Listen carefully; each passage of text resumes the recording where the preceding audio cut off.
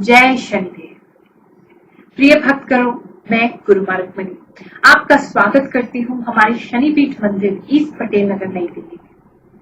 ये मंदिर बहुत विशेष है, देखने में छोटा सा जरूर है, लेकिन आस्था और विश्वास का बहुत बड़ा केंद्र है पूरी दुनिया में। 133 देशों से लोग यहाँ पर आते हैं या हमसे वीडियो कॉल या फोन कॉल के माध्यम से संपर्क करते हैं और भगवान श्री शनिदेव के सामने अपनी अर्जी लगाते हैं, अपनी मन्नतें मांगते हैं और भगवान श्री शनिदेव की कृपा से उनके जीवन में बहुत सुधार होता है, उनका जीवन समृद्ध बनता है। ये मंदिर 1 नहीं, 10 नहीं, 15 नहीं, पूरे 30 साल पुराना है।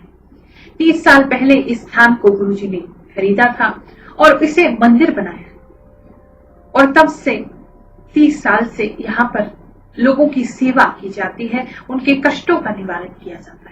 और जो लोग दिल्ली में नहीं है, आ नहीं सकते, उन सभी लोगों के लिए अब इस YouTube के माध्यम से एक नई ही दुनिया खुल गई है, जहां पर वो हमसे संपर्क कर सकते हैं, हमसे मुलाकात कर सकते हैं और अपने जीवन को बदलने के ज्ञान को प्राप्त कर सकते हैं।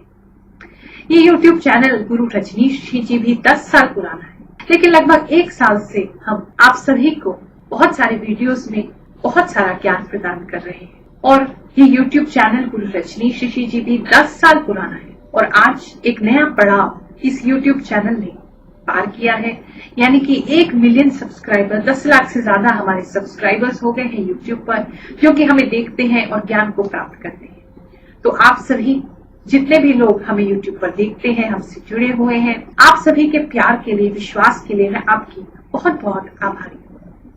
ये चैनल, ये ज्ञान की गंगा ऐसे ही चलता रहेगा, ऐसे ही बढ़ता रहेगा और आप सभी के जीवन को खुशहाल बनाता रहेगा। आज हम जो टॉपिक आपके लिए लेकर के आए हैं वो है कि यदि हम अपनी राशि के अनुसार किसी पेड़ की जड़ को पानी देते हैं, जल देते हैं, तो हम अपने जीवन को, अपने भाग्य को बदल सकते हैं। आप में से बहुत से लोग अधिकतर सुबह सुबह पेड़ को पानी देते ही होंगे, अपने यहाँ के पेड़ पौधों को पानी देते होंगे या तुलसी को जल प्रदान करते होंगे, लेकिन राशि के अनुसार वो कौन सा ऐसा पेड़ है, वो कौन सा ऐसा पौधा है जिसमें इतनी शक्ति है कि वो आपके भाग्य की रेखा को ही बदल दे। तो चलिए आज इसी विषय में हम बात करेंगे। अगर आपने हमारा चैनल सब्सक्राइब नहीं किया है तो अभी इसे सब्सक्राइब कर लीजिए और अपने मित्रों, रिश्तेदारों में से शेयर जरूर करिए, ताकि शीघ्र ही बहुत सारे लोगों को पता चल जाए कि नया चैनल ही राशिफल का हमारा शुरू हुआ है। विषाद्विषम किम विषया समस्ता दुखी सदा को विषयानुरागी धन्योस्तु को यस्तु परोपकारी कह पूजनीय शिव तत्वनिष्ठ। अर्थात इस संसार में विष से भी बढ़कर विष क्या है?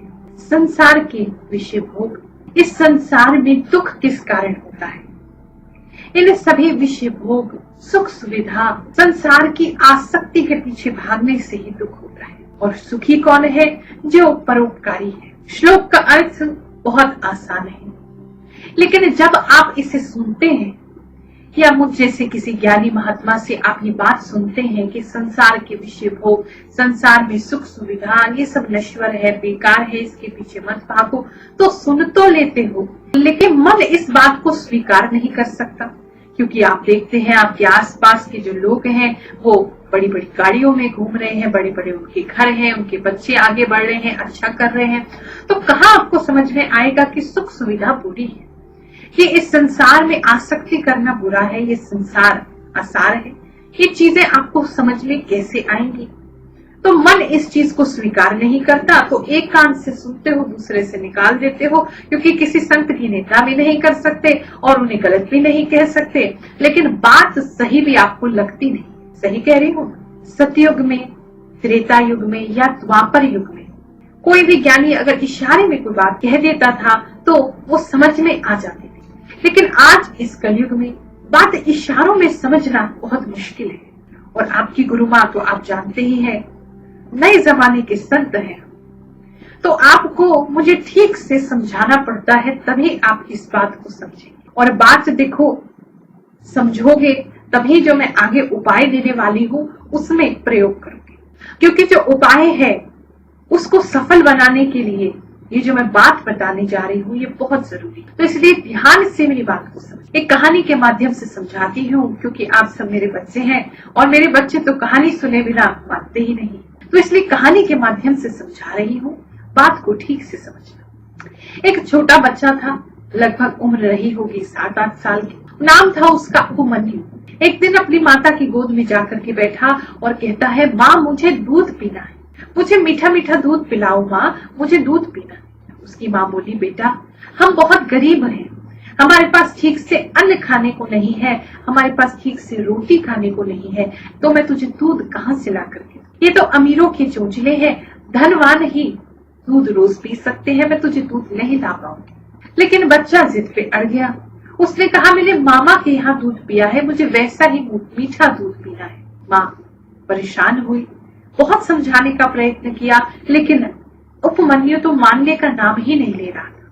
बचपन का हट था, मचलने लगा, जिद करने लगा, नहीं मुझे दूध पीना है, नहीं तो मैं कुछ नहीं खाऊं। मजबूरी में माता ने जो उसके घर में कुछ अनाज पड़ा था उसी को कूट करके बारीक करके उसने पानी में घोल के उसको दिया और कहा, ले दूध पी ले। बच्चे ने दूध को जैसे ही मुंह से लगाया और छोड़ करके कहता है, माँ ये असली दूध नहीं, मुझे तो असली दूध पीना है, ये नकली दूध है। माँ रोने लगी, बेटा मेरे पास तेरे लिए बस यही है, मैं तेरे लिए दूध नहीं ला सकती। आज यदि मैं किसी से मांग कर भी तेरे लिए दूध लेकर के आ जाऊं तो रोजाना मैं तुझे दूध नहीं पिला पाऊं। आज यदि मैं तुझे दूध पिला देती हूँ तो तेरी जबान पे फिर दूध चढ़ जाएगा और तू रोजाना उसकी इच्छा करेगा, और इतनी सामर्थ्य, इतना पैसा मेरे पास है नहीं। उपमन्यु ने अपनी माता के आंसू पोंछ करके उसे कहा, माँ तू रो मत, मुझे ये बता कि हम गरीब हैं लेकिन ये अमीर कैसे बनते हैं? मामा या और लोग जो हमारे आसपास के हैं, रिश्तेदार हैं, वो सब अमीर क्यों है? माँ ने कहा, बेटा ये हमारे पिछले जन्मों का कर्म फल है, उसी फल के कारण आज हम गरीब हैं। उपमन्यु छोटा बालक है, बिल्कुल निर्दोष है। उसने माँ से पूछा, तो माँ क्या हम इस कर्म के फल को बदल नहीं सकते? माँ ने कहा, बिल्कुल बेटा बदल सकते हैं, यदि भगवान चाहे तो हमारे इस कर्म फल को बदल सकते हैं। उपमन्यु ने फिर पूछा, माँ तो भगवान कैसे प्रसन्न होंगे? माँ ने कहा, भगवान तो भक्ति से प्रसन्न होते हैं। अगर तूने भगवान को प्रसन्न कर लिया तो एक गिलास दूध क्या भगवान तुझे क्षीर सागर दे देंगे, यानी कि पूरे दूध का समुद्र दे देंगे।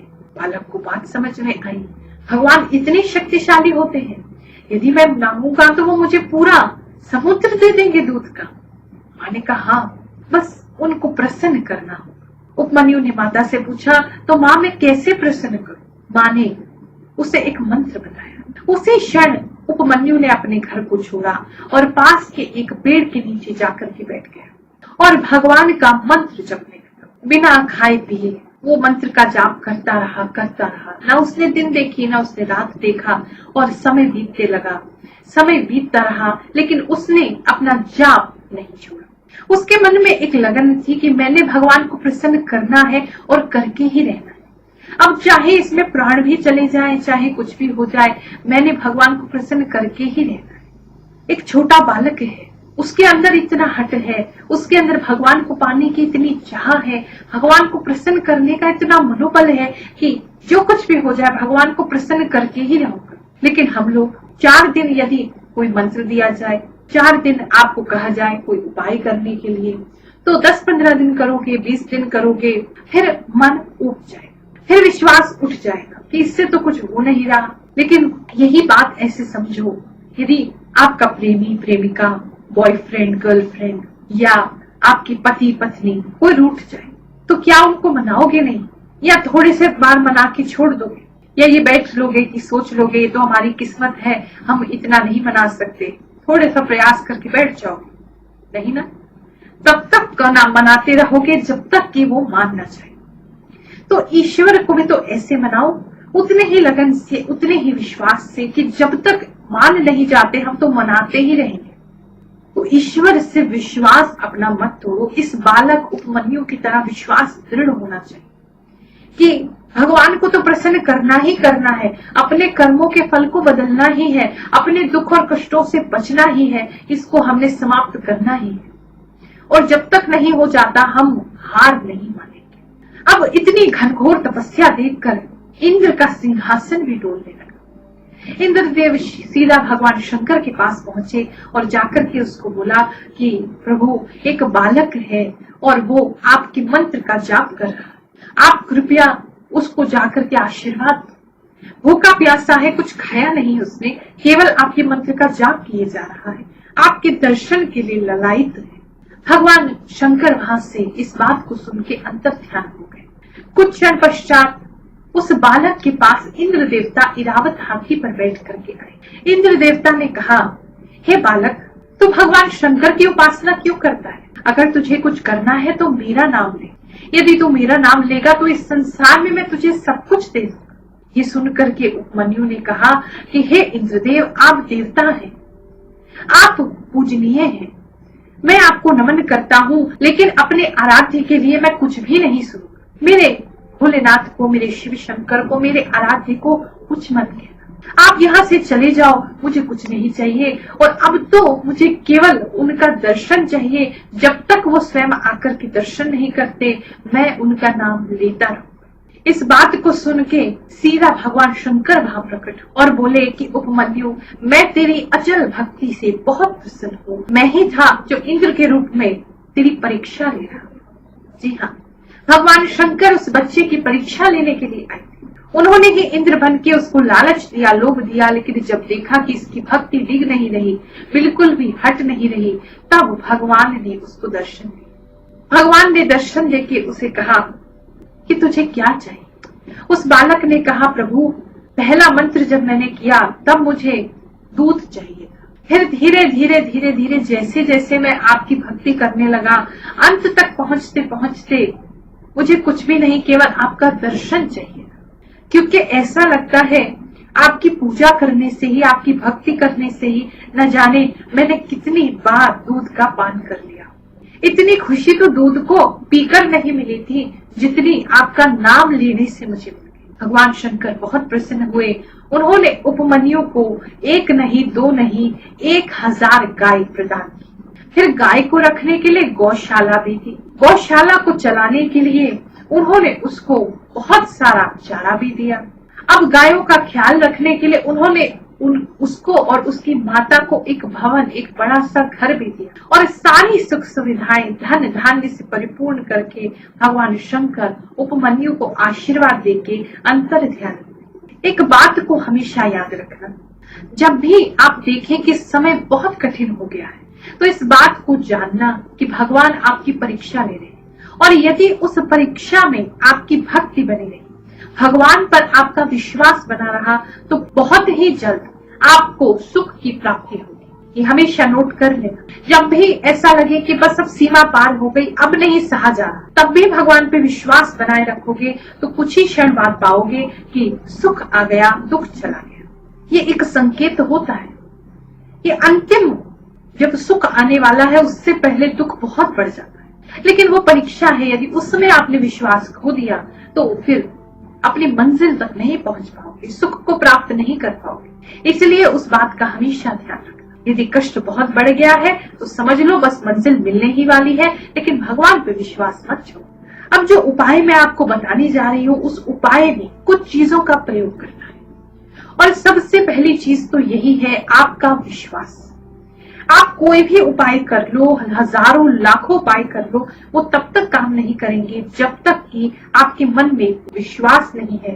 अगर आपके मन में ये विश्वास है कि हाँ, इस उपाय को करने से, इस पूजा को करने से, इस मंत्र को करने से, इस जाप को करने से मेरा कल्याण होगा, या इस अंगूठी को धारण करने से मेरा कल्याण होगा, तभी आपको वो विश्वास फल देगा। यदि आपके मन में संशय है, आपके मन में विश्वास नहीं है, तो आपको वो कोई भी फल प्रदान नहीं करेगा। इस बात को आप हमेशा ध्यान रखना। अब जो श्लोक मैं आपको सुनाने जा रही थी, उसका अर्थ भी समझा देंगे। सबसे बड़ा विष क्या है?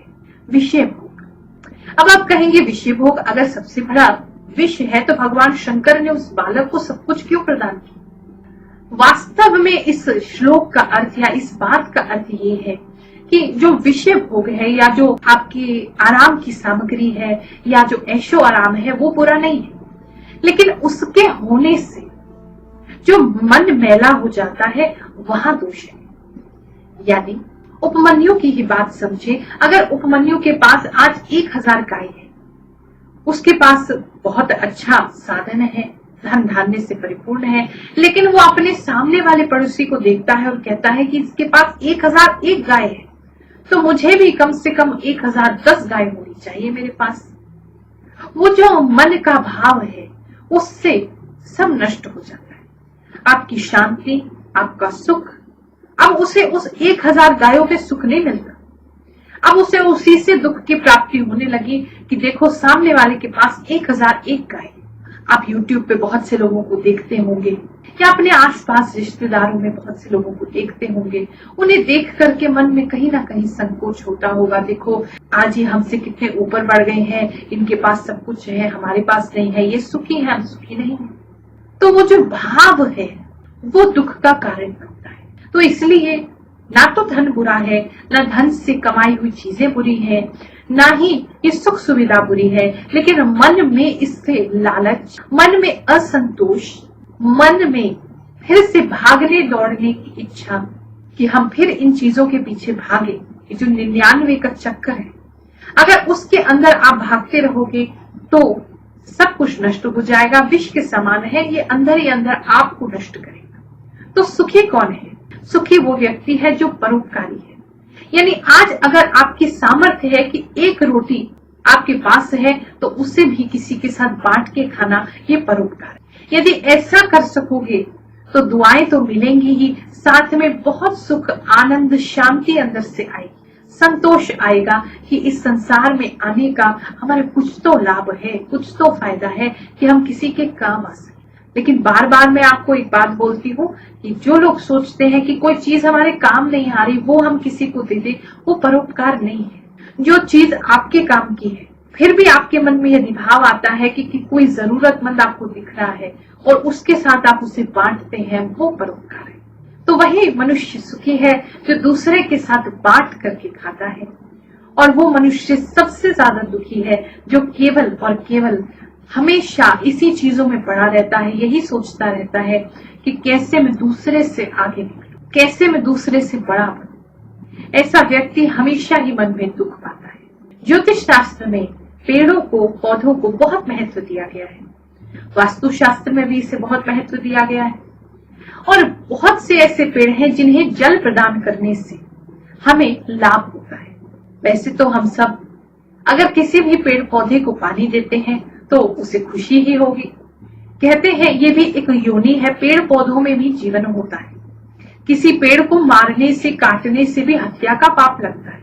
अगर आप उसको पानी देते हो तो यानी आप उसे प्राण दे रहे हैं, क्योंकि उसी से वो अपना भोजन बनाते हैं। तो पानी देना किसी पेड़ को बहुत अच्छा है, किसी भी पेड़ पौधे को देना बहुत अच्छा है। लेकिन यदि हम अपनी राशि के अनुसार कुछ ऐसे पौधे या पेड़ को पानी देते हैं तो वो हमारे भाग्य को बदल सकते हैं। जी हाँ, बिल्कुल। अगर आप श्रद्धा और विश्वास से मैं जो आपको उपाय बताने जा रही हूँ उसको हफ्ते में एक बार भी कर लेते हो, अगर कर सको तो पूरे 365 दिन करो, नहीं कर सकते हो तो हफ्ते में एक बार यदि आपने इसे कर लिया तो आपके भाग्य की जो रेखा है वो बदल जाएगी। बिल्कुल, मैं आपको ये चैलेंज कर रही हूँ। अगर श्रद्धा विश्वास से आप इसे करते हो तो आपका भाग्य बदल जाएगा, हाथ की रेखाएं बदल जाएंगी, दुर्भाग्य आपका आपसे दूर हो जाएगा। करना क्या है और कैसे करना है, आइए अपनी राशि के अनुसार ये जान। चलिए बात करते हैं हम कुंभ राशि की। अगर आपकी राशि कुंभ है यानी कि एक्वेरियस है, आपकी जन्म कुंडली के अनुसार, आपकी चंद्र कुंडली के अनुसार या आपके नाम के पहले अक्षर के अनुसार, तो आपने शमी का जो पेड़ होता है उसको जल प्रदान करना बहुत ही शुभ रहता है। आप हर शनिवार को अगर शमी के पेड़ को जल प्रदान करें तो ये आपके लिए अत्यंत शुभ होगा। अगर आप इस पौधे को, शमी के पेड़ को घर में ही लगा सकें और रोजाना ही जल देंगे तो भी आपके लिए बहुत ही हितकर होगा। जब भी आप पेड़ को जल प्रदान करेंगे तो ईश्वर से अपने लिए प्रार्थना करना मत भूलें।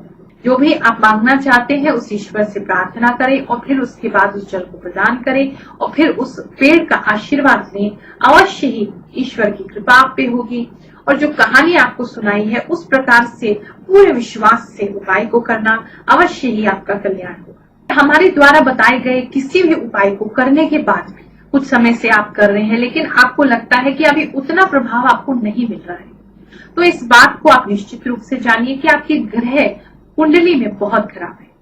क्योंकि जब कुंडली में ग्रह बहुत ज्यादा खराब हो जाते हैं तो ऐसे में छोटे मोटे उपाय करने से हमें पूरा लाभ प्राप्त नहीं होगा। उस स्थिति में भी आप घबराए नहीं, आपकी गुरु माँ रुक्मणी आपके साथ रहे। हमारे नंबर आपकी स्क्रीन पर आ रहे हैं, उनमें से किसी भी नंबर पे आप हमारे यहाँ संपर्क करें, हमसे एक अपॉइंटमेंट बुक कराएं। व्हाट्सएप वीडियो कॉल पे हम आपसे बात करेंगे और जन्म कुंडली आपकी देखेंगे। अगर जन्म कुंडली आपकी नहीं है तो हम आपके चेहरे के हिसाब से आपकी जन्म कुंडली बनाएंगे। तो उसको देख करके जो भी ग्रह दशा आपकी विपरीत चल रही है, खराब चल रही है, जो ग्रह आपको सपोर्ट नहीं कर रहा है, हम उसका उपाय करेंगे। तो निश्चित रूप से आपका जो भी समय बुरा है वो भी अच्छे में परिवर्तित होने लगेगा। और किसी भी प्रकार की आपकी समस्या हो, चाहे वो धन से संबंधित हो, चाहे वो पैसों से संबंधित हो, चाहे व्यापार से संबंधित हो, बच्चों की पढ़ाई लिखाई से संबंधित हो, किसी भी प्रकार की कोई भी शादी ब्याह प्रेम से संबंधित हो, हर प्रकार की समस्या का समाधान जन्म कुंडली में होता है। तो आप हमारी स्क्रीन पर जो नंबर्स आ रहे हैं उस पर हमारे यहाँ संपर्क करें, मुझसे, हमारे गुरु जी गुरु रजनीश ऋषि जी से, या हमारे स्वामी जी स्वामी राज ऋषि जी से, जिनका डेली का राशिफल आता है, उनसे भी आप संपर्क कर सकते हैं। बहुत से लोग इस बात को समझते नहीं है, पूछते हैं कि आपके यहाँ फीस क्यों ली जाती है। देखिए, इस व्यवस्था को चलाने के लिए, जो शनिपीठ मंदिर है इसकी व्यवस्था को चलाने के लिए, ये जो वीडियोस हम आपके लिए लेकर के आते हैं, इसे बनाने में भी तो खर्चा होता है। डेली के हमारे यहाँ इतने सारे वीडियोस अपलोड होते हैं आपके लिए, आपको ज्ञान प्रदान करने के लिए, तो उसका जो खर्चा है और जो सामाजिक कार्य हम लोग करते हैं, सबसे पहले तो महायज्ञों का आयोजन किया जाता है समय समय पर, और जो भी हमारे यहाँ धार्मिक अनुष्ठान होते हैं उसके अलावा जो हर शनिवार मंगलवार को हम लोग प्रसाद वितरण करते हैं, हलवे का प्रसाद बांटते हैं गरीबों के बीच में, जो भी भक्त आते हैं उनके बीच में। हर शुक्रवार विश्व कल्याण के लिए और अपने सभी भक्तों के लिए, अपने सब्सक्राइबर्स के लिए, और जो भी लोग हमारे आसपास हैं उनसे जुड़े हैं, उन सब के लिए यज्ञ करके उसमें प्रयोग की जाती है। और साथ ही जो लड़कियों को बहुत समय से, आज लगभग 8-9 साल हो गए हैं, लड़कियों को फ्री कंप्यूटर एजुकेशन हमारे मंदिर से दिया जाता है। बहुत सी लड़कियों का जीवन हमने इससे बनाया है, वो अपने पैरों पे खड़ी हुई है और अच्छी अच्छी जगह आज नौकरी कर रही है। तो बिल्कुल फ्री, जो मार्केट में 5 लाख तक का कोर्स कराया जाता है मल्टीमीडिया वेब डिजाइनिंग का, वो बिल्कुल फ्री ऑफ कॉस्ट में लड़कियों को करा रही हूँ पिछले 8-9 साल से। तो हमारे कंप्यूटर्स, इंटरनेट और बहुत सारी चीजें जो यहाँ पे लगती हैं उसे सीखने के लिए कोर्स को, वो उसमें ये सब प्रयोग करते हैं। तो इसलिए कुंडली दिखाने के माध्यम से जो भी आप फीस देते हैं वो इन सभी चीजों में प्रयोग की जाती है। और साथ ही आने वाले समय में जो एक नवग्रह शांति स्थान में बनाना चाहती हूँ, एक शक्तिपीठ बनाना चाहती हूँ, जहाँ पर के सारे धर्म के लोग, पूरी दुनिया के लोग आकर के अपने कष्टों का निवारण कर सके। दिल्ली में ही एक ऐसा स्थान बनाने की मेरी इच्छा है, उस सभी के लिए हम ये प्रयोग कर रहे हैं। तो इसलिए मुझे नहीं लगता कि आपको ऐसी कोई परेशानी होनी चाहिए। ऐसे शुभ कार्यों में, नेक कार्यों में अपना योगदान देते हुए आप सभी को अपना आशीर्वाद देती हूँ। भगवान श्री शनिदेव, सभी नवग्रह देवता, समस्त दैवी शक्तियां आप सभी का कल्याण करें, ऐसी मंगल कामना करते हुए जय शनिदेव। हमारे द्वारा बनाई गई और वीडियोस को यहाँ पर क्लिक करके आप देखते रहिए।